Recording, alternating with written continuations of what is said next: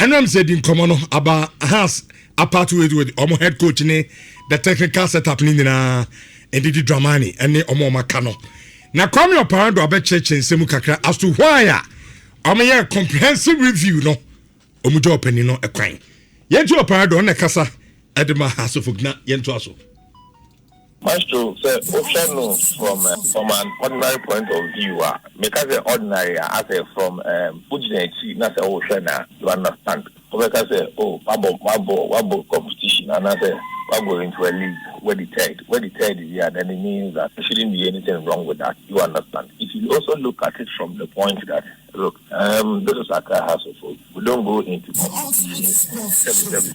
We just want to go there and compete. You go out there and ensure that you go out there to compete for the ultimate. And at the end of it all, every time you are expected to win something. FA Cup, round of 64. We didn't survive. And it didn't go down well with anybody. Yes, sure, say, even the technical team, they were not happy with the kind of results that they achieved for FA Cup, which for us all didn't speak well for the image of the club. And again, our aim was to go out there, compete for the ultimate, and at the end, or should be able to win it as well. And also, Antimi and all the way Nabu, that's when Tima achieve, and you look at the kind of investment you look at. Nyama Brea Akuma, my felt that this is the best possible decision that we have to make. Going forward, whatever that we hope to achieve, you understand, in terms of making sure that our long-term ambitions and identity of the class, we are able to protect it and we are able to achieve whatever that we intend to achieve, so that we'll be able to do that. It doesn't mean that because we have taken this decision, I said, we'll be ourselves. About the work. It is about the work, and I say it is about what we were not able to achieve, and the idea we had to really scrutinize. Okay.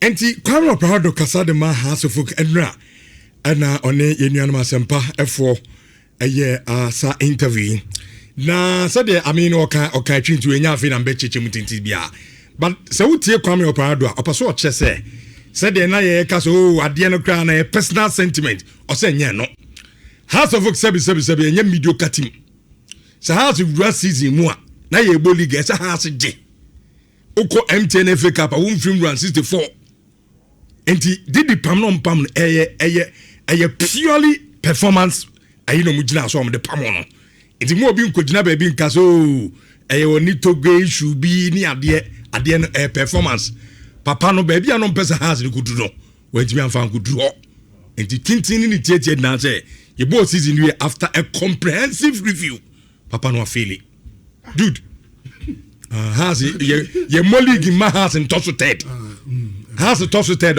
what faili into my jano kan rich yeah microphone here Aminu Ayala wow brass or former nations FCCO Alexis also chia pa me geneso yen chalo yen monyamonso so me Aminu Aba rich assemwe wo me say ya me hwebe nkum na me hwe difa I didn't want to be you. Only you are bright to be no person di boni with school. To our Jean and the headmaster or now.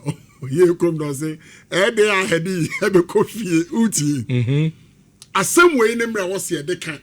And they said the mechanics and the power mate. So Saturday, the head was possible. To the and then Mammy Kramuka crack, and you may pass Saturday, nipa better sound one soon.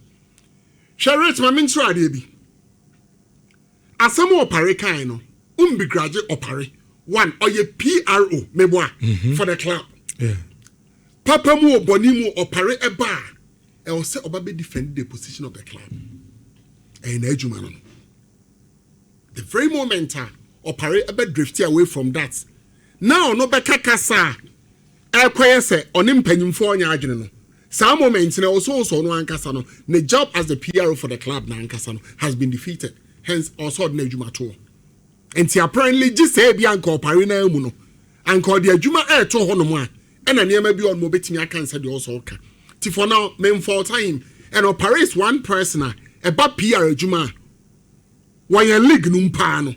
Minimum be a PR and then the level of experience and when or to so Opare. To Opare there regardless of the situation. Or kasa unim so obe kasa ye. Timetina se wakane die. So definitely amount for bisa. Say there ought to be a reason or two as to why the coach was shown the exit. Sure. And I had to folk at the communicate by direction on best team neko. And our parents was so baba be tremu say. Omo feel say on person mo a certain pedestal. And coach no any the right person or don't beko sa level no based on the results are just the season gone by. Onyai. Okay, good. Rich. First of all, what bisa who say Opare kasa no. So the target here, the coach no, and the contract no, because every contract obviously certain things will be enshrined in the contract. Pedro Opare candidates or just illegal. Sanitary. The Opare can be Matthias. Let's just say the contract no. Enshrined. But I'm say if you are in tune for Guni penny, and to trust you me, your program no, the all contract no yebenya. So by Ochina Kono. You be with your contract to make and him. However, Rich, so your premise, I be me the account. Me to me appreciate the fact say how to folk by virtue of my own lofty standards. No, I was say on targets. Target, Papa. T say your bolega Rich. May expect say team like Young Apostles. Ne target any how to folk their bed. Young Apostles your bolega. Or send the target and they say, your boss season, we know Caliguma. Why are they? But how's there's what? Someone would wait me as a matter of fact, said Brekum Chelsea. Then your target died. The man is angelic. Whoso by has there, the target was to win the league and the FA Cup. By Chelsea, a man is how the Omukan is unfortunate into appreciable level. Now, we so on more days, say season in, season out, or bet me at a 10 gram or more tono. No, so I'm on a cacao. Chelsea level any investment a team no san on be obia won dey ba me dey ma we manager ya fa wa no target no is to win the league just like Asante Kotoko and Heart of Folk based on baby am place mo ho any investment a team no rich eye na mom unim moment of Opare e ka target na ankasa no or say target na ankasa e buy na no or so who say your board no more fail big time. Do you know why? Kakitu ebina target asem ye ochirane ato aso. Okay, say e ka target asem bisa who say Didi so ye man nyema the target ye de man no also achieve. Rich one how to folk players e come to me do am 3 solid months ni nti am salary so ya we minimum to folk players am free fufuo ni nduane aka okopo bi mana go and find out. Oh yes, am free aduane am ntimi ntu aka na ayeka eda ho. Rich how to folk players unim so am nkasa de am komo bo na komo ni om akomo di om what na so Didi aduane nkotu aba no Didi no Didi dem no free the rich who free do a certain level on to mean free biom and to class psychologically okra no unya up there say obe compete. So you disagree with perfect asamna ay Opare okay perfect rich entim panyimfo no mo sro ho no mebo mukra na mutia condition mu am nko training mo nko bobo bia no okra no bosume so na wonji waketua na ekom de wa rich obetimi aye adwuma. So how much more omo obi okwa bobo 90 minutes and beyond. And I didn't was yes I didn't also blame me even Kaniampo I wear say Kania come with them prepaid no players na the Tom Wadio now players say Tom oh yes someone neto and as a matter of fact that player yet doom like brad because of the prepaid as yentua the car has to folk players and tuntum to be we be malaria crash omo me ni agro oh brother be say to you uni sky at the top prepaid what dey na tetunti no yema onye obi azu bem kaka tie do ha ala baby so utie Opare do so bisa question bi say what is amount for e ka say oh na house of folk more transfer banner muntimi to players into head then na chinchina mo say coach no enkoji league and Opare do so bisa say what is the guarantee says some players na has and as say net transfer banner has form on what is the guarantee say kadi debate me do Magic League no and was so obi say e wi aso football na ye no coach ben and the players all pon wanyo mu na ada aya Opare me musa sa question no what is the guarantee? First of all many mbre Opare adwuma no one back say okay because adwuma bi e den when on our Kasama for of an institution, a lot of problems. And yet, it's very, very difficult. And he must work until also a year, until I don't envy the Jumana or Yano. Ninsamna or can so from a PR point of view, that is how you're supposed to put the issues, Now, over a platform, we say your boss season we has the two separate statements now about the end of season statement and the club statement. No, the bet shares or mapamo Didi. No, we share the end of season statement now. It was preparing the grounds for the decision on Didi. Because you read the first paragraph, and first paragraph they say a woman has edited there, but to the institution as of folk, the underline word then they say Oma fall short of Omo primary objectives and the standard expected of the club. So it has in common idea. And see, the moment you read the statement, and my uji to say, Omuja to say, Ted no mudi, say, oh, can crepa for her standard. And ye hono no person mudi. And even for Omu primary objective of the season, Omen drew. Rich, that can be a statement of facts. But the support the beer enemy, Ebusa management, and they say,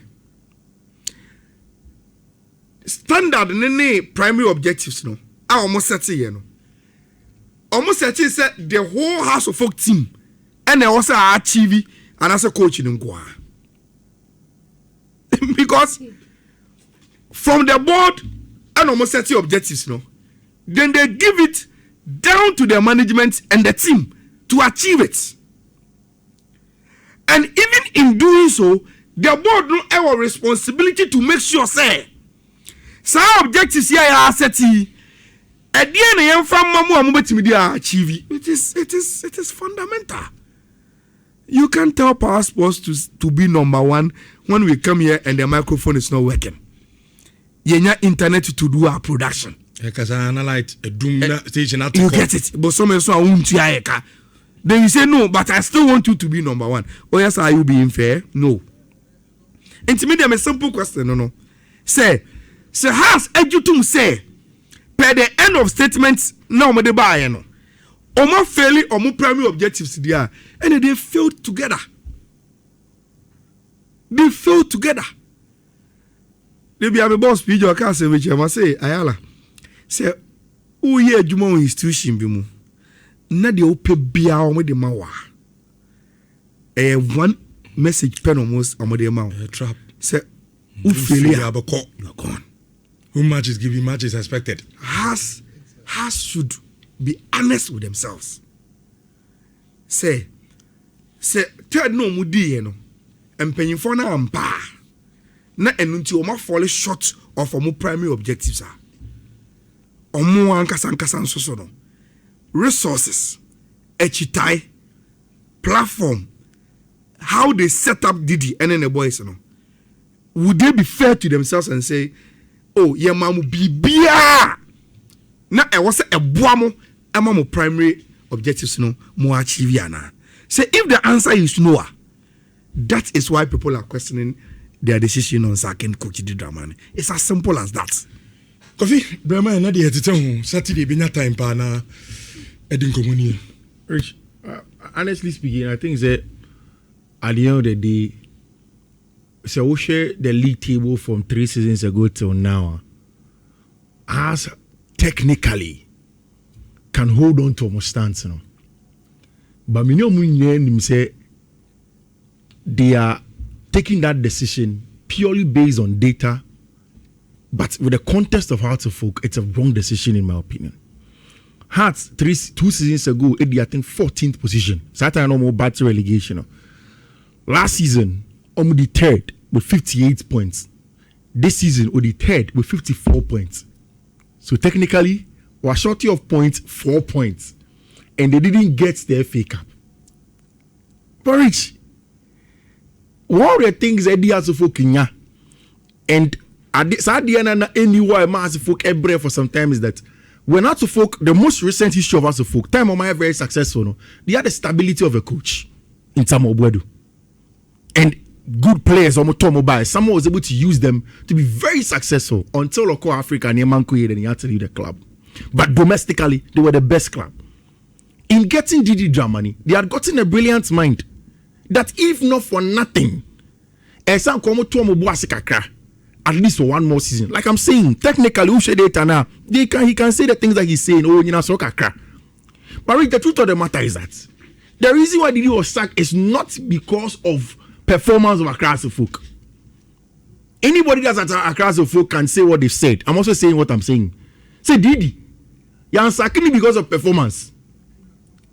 Didi did not kowtow to a lot of the things that the Accra Folk team were doing. And not doing so affecting the players now. He had gone to a meeting and vehemently complained to them. It got to a point where he may catch when Didi Dramani was buying food for the Heart of Folk players. Players didn't be general besia.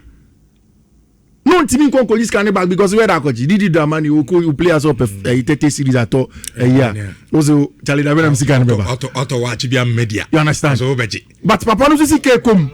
Because no salary grandma. You understand? It no so the Thomas players Didi. He was put under a lot of pressure. I don't know if I remember.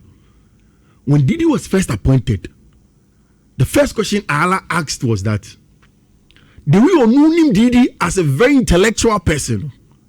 He doesn't think say Didi betima ejuma, but only time, I don't know if you remember only time. In fact, when I did my course, I didn't come on. So I started a bow meeting. Say the difference in how Didi does his job personally, time came and man, and had to focus to save his spirit. Almost a club, no. The underlying say they can continue to hide behind paper. Yeah. Say, oh, yeah, club no, our ambition be, our standard be, when I am my uncle, and be chopping and changing coaches as scapegoats. Na omoti eche saying somebody omo yo ma family. Look, House of Folk, typical House of Folk fan. The entire or challenge with the current administration and they say, also wouldn't be a standard. And another person who could draw. And who take decisions for us to get there. But we are never getting there. And you can continue to do that. But a bedroom maybe no. Say why ass and son the way you see in your man. Ebedu maybe have supporters make say hey aye ye ni nadan. Akonto na wosu di e ko na wosu nim baby a wo di e ko no. Umfa ye nduru hoda. You do as you how do you expect to win the league from Mediama when you don't pay your players? 3220 83581 83582 835